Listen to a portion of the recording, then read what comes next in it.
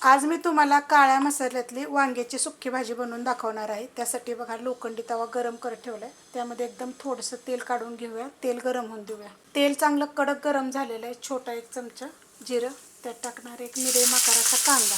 ही जी वांग्याची सुक्की भाजी ना, नुसतं थोडंसं जिरं, लसूण आणि वांगे थोडं परतून घ्यायचं आणि त्याच्यामध्ये कांदा लसूण मसाला किंवा कोणता पण जो वापरतो ते मीठ, त्यानं पण खूप छान लागते बरं का। त्याला काय करते, हलकंसं पहिलं परतून घेते।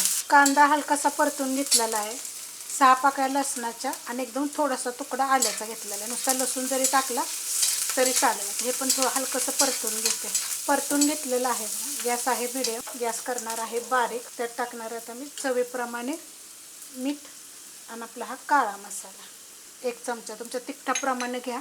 मस्त असं मिक्स करून घेते आणि त्याच्यामध्ये एकदम बारीक आकाराची बघा वांगी होते ते टाकून घेते। वांगी ही 300 ग्रॅम आहे, परतून घेते। वांगी टाकल्यानंतर फक्त 1 मिनिटभर परतून घेतलेलं आहे बारीक गॅसवर।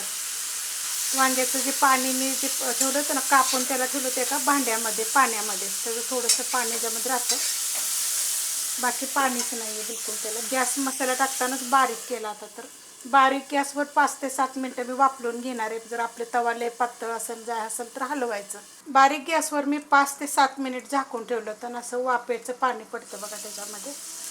एकदा मी हलवलेलं सुद्धा आहे बघा, किती मस्त हे बघा किती शिजलंय चांगलं। ह्याची देठं थोडीशी कच्ची राहतात, जास्त नाही, कारण ही छोटी कवळी वांगी होती। जरी मोठ्या वांग्याचं केलं तर एका वांग्याचे जरी असे 2-2, 3-3 तुकडे केले ना उभे बारीक जरी केलं तरी चालेल। हलकंसं कच्चं राहतं, जास्त कच्चं राहत नाही। आता तुम्हाला हवं असेल तर तुम्ही ह्याच्यामध्ये शेंगदाण्याचं कूट टाकू शकता, नाहीतर अशाच पद्धतीत काळ्या मसाल्यात एकदा झटपट तुम्ही करून बघा, खूप चविष्ट लागतं। कमीत कमी बारीक गॅसवर 10 मिनटं ठेवायचं, मस्त होतं। रेसिपी आवडली तर लाईक करा, सबस्क्राईब करा, कमेंट करा आणि शेअर बी करा।